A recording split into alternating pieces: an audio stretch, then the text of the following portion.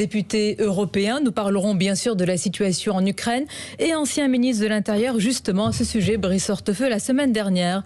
Un reportage de Zone Interdite a montré la gangrène de l'islamisme dans certains quartiers de Roubaix.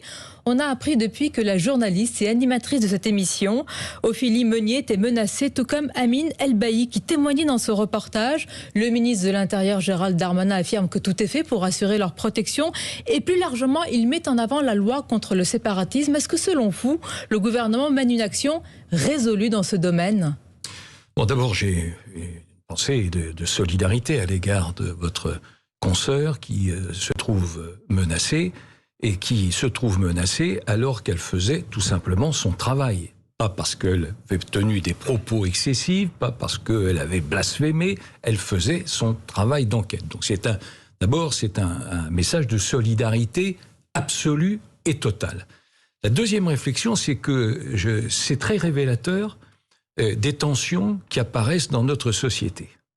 Et on voit que cette société se radicalise et devient de plus en plus violente.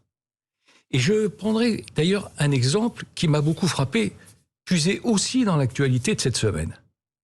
C'est cette enquête qui est parue sur l'antisémitisme.